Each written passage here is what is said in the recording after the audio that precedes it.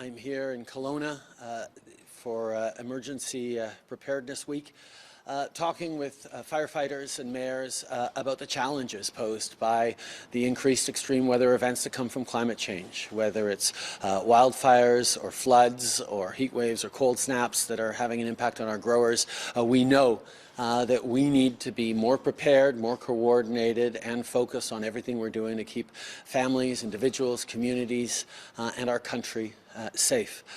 This morning I sat down with a number of families who lost their homes in the fires here last year, who are still deeply impacted by it, obviously. We talked about their situations. We talked about the loss of so much. But also the impact on their mental health, on their kids, on the amazing resilience they showed, but the need for continued support, the need for continued help as they rebuild their lives. And that's why I was so happy to be there at Mamas for Mamas, which is an incredible Kelowna organization that is helping people in extremely difficult times. One of the things we're working on as a government is bringing in better coordination across the board, from different provincial bodies to municipal bodies to different organizations, from the Red Cross and the Salvation Army to local organizations, making a huge impact either right in the moments of the emergency and the evacuations, or further down the line as people need more support to rebuild and recover. I also sat down with the mayors and the fire chiefs to talk about this upcoming season. We know from the forecasts that in Western and Northern Canada, because a dry winter, because of some of the challenges that are going to be faced, it is likely to be a very bad forest fire season. And we're drawing on the lessons that everyone learned with such heroism last year to make sure we can do everything to minimize the impacts of the wildfires that will be coming this summer. Lots of work to do. We talked a lot about various initiatives and various things that are necessary, but the bottom line is our firefighters are extraordinary heroes who step up with courage and determination to support their neighbors, to save lives, and we need to make sure that we are doing everything we can to be there for them. That's why the federal government has just doubled the volunteer firefighter tax credit. We're moving forward with $800,000 to further accelerate and complete the training up of 1,000 wildland fire fighters across the country. And we're putting $175 million into Indigenous communities where both emergency response and preparedness as well is going to be so important. I heard directly from the leaders behind me about the importance of continuing to invest in fire smart programs where homeowners and communities can do more to protect their homes, their communities from wildfires, and we're going to be continuing to do that. We're in a situation right now where people are worried. People are worried about what the summer might bring. People are worried what the future might hold for themselves, for next generations. There's a lot of uncertainty in the world, and climate change is a big part of it. We need to continue to step up in our climate change so that we can minimize the extreme weather impacts, whether it's storms, or floods, or wildfires, or any range of impacts that we're increasingly seeing, even as we invest in the community supports and resilience that is going to mean we're able to hold off on those things. I was deeply humbled last year when Fire Chief Jason Brolin accompanied me to the United Nations in New York at the UN General Assembly to talk directly about the impacts of wildfires and of climate change on communities across Canada and by extension around the world. This is something that all of us need to take incredibly seriously and continue to look for everything we can do to keep communities safe where it's so beautiful and such an amazing places to live, and be allowed to keep it that way for future generations as well.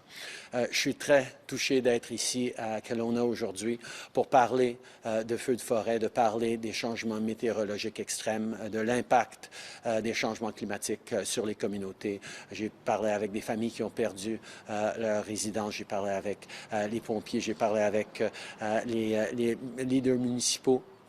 On va continuer d'être là en tant que partenaire pour livrer la sécurité et les appuis nécessaires pour les années à venir.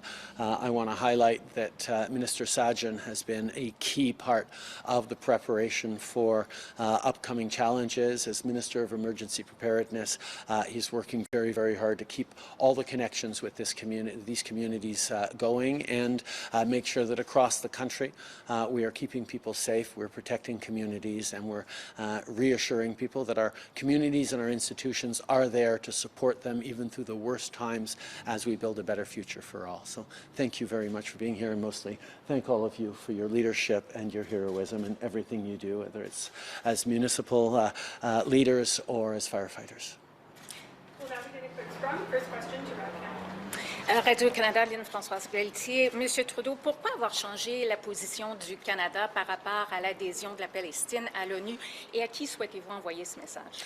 Tout d'abord, le Canada a une position depuis des décennies que la seule solution pour le Proche-Orient, c'est une solution à deux États. Malheureusement, on est en train de voir que des deux côtés, il y a un recul de cette approche vers une solution à deux États. Le gouvernement Netanyahou est en train de bloquer de façon inacceptable tout parcours vers une solution à deux États. Et Hamas, un organisme terroriste, continue de s'attaquer de façon violente à l'Israël et à mettre en vie la vie des civils. C'est pour ça que nous avons choisi de changer notre position sur la reconnaissance d'un État palestinien et on est en train de s'abstenir aux Nations Unies. C'est une étape importante pour le Canada et on reconnaît que même si dans le passé on disait que la reconnaissance d'un État palestinien ne peut venir qu'à la fin d'un processus de deux États, on reconnaît que peut-être ça va devoir se faire à une autre étape dans ce processus. Et c'est un changement fondamental dans l'approche du Canada parce qu'on voit que nous devons bâtir une piste vers la solution aux deux États.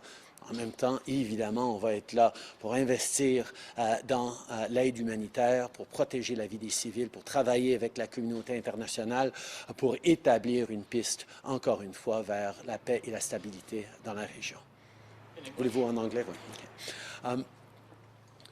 Canada has stood on a historic position for decades now that the only true solution for the Middle East is to have a two-state solution, a peaceful, secure Israel alongside a peaceful, secure Palestinian state. Unfortunately, over the past while, we've seen us move further away from that two-state solution. The Israeli government under Prime Minister Netanyahu has unacceptably closed the door on any path towards a two-state solution, and we disagree with that fundamentally. At the same time, Hamas continues to govern as a terrorist state, a terrorist organization in Gaza, continues to put civilian lives at danger, continues to refuse to recognize the state of Israel in ways that are also unacceptable. So Canada has decided to change our position from no at the UN to abstaining, to reflecting that our long-standing position that you could only recognize the state of Palestine as an outcome at the end of a process leading to a two-state solution, we now recognize that it may happen sooner than at the end of the process as a way of pushing towards that two-state solution. In the meantime, we will continue to be there calling for Hamas to lay down its arms and release all hostages, calling for Israel to ensure more humanitarian aid is flowing into Gaza to prevent the famine conditions that are quickly developing and the horrific loss of life. There is a lot of work that Canada is doing alongside partners in the region and around the world, and we will continue to stay focused on building a lasting and secure peace for all in the region. Thank you. Next question. Great. Thanks so much for taking my question. Your government has now approved the recriminalization of public drug use in BC. What are the advantages of arresting public drug users? A number of years ago, when British Columbia came to us asking for a pilot project to decriminalize certain drugs, to put the emphasis and the onus on a public health response to the toxic drug supply and opioid crisis, we worked with them. And we moved forward on this pilot project, and when they came back recently and said we need to make an adjustment to it, we granted them that adjustment in terms of public spaces. We're going to continue to take an approach grounded in public health, not criminal justice, for people living with addictions. We're going to continue to follow the science. We're going to continue to work around harm reduction and support for people who are struggling with addictions. We're looking at investing in more community supports and more wraparound services. Every step of the way we will be guided by thoughtful, compassionate public health principles rather than ideology or criminalization of people who need support, need help, don't need jail sentences. Next question. Mr. Trudeau, Nick Johansson, Castanet News. About 3 years ago, you were here in BC and you promised to support the rebuild of Lytton. We're nearly 3 years past that point, and Lytton still remains very much as it was back in July 21. What's taking so long? We are working with the community. We're also working, obviously, with the province on this. Rebuilding a town is no small task, and the support for individuals in getting through this difficult time is a very real priority for this government. We'll continue to work with them as we move forward, but it's yet another example of how much we need to do to prepare and to support people facing incredibly difficult situations. Thank you. Last question. Wildfire season has already begun in BC, but news is still banned on Facebook and Instagram. You said yourself this is likely going to be a bad season. Last week, our outlet, we interviewed a law professor, and he said, in his opinion, it would be likely Meta would work with Canada. We interviewed law professor Michael Geist last week, and he told us that, in his view, Meta would unblock news in Canada if the Online News Act were changed. Would your government compromise with Meta so that Canadians could once again post news on Facebook? Meta, Facebook, has made the decision that they shouldn't have to compensate hardworking journalists telling local news stories.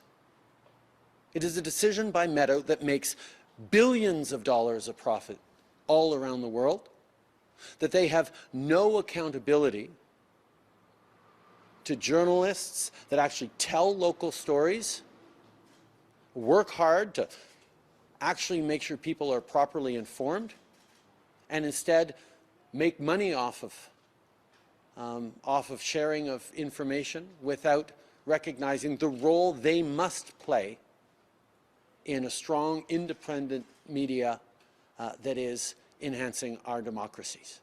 This is a test moment where countries are going to have to realize that either we stand up for journalism and the profession, faced with internet giants that refuse to actually participate in it, or we bow down to them and allow them to make billions more dollars while degrading the safety, well-being, and communities that thrive in our democracy. I know there are a lot of people trying to figure out ways to keep everyone informed, particularly around emergency situations. We had this disagreement with Google, and Google stepped up with $100 million to make sure that local journalism was thriving. This is on Meta. This is Facebook deciding that they don't want to support the work of maintaining democracies. And either Canada stands strong to protect information and independent journalism, or else we see our democracies further diminished and further vulnerable to irresponsible web giants that are making billions off of people but taking no responsibility for the communities and the well-being of those communities that they exist and profit from everywhere around the world. We will continue to stand strong against the damaging impact of Meta, of Facebook, of Instagram, of all of them, until they step up and recognize that funding quality journalism in communities large and small, right across the country and around the world, is their responsibility, as it is all of ours.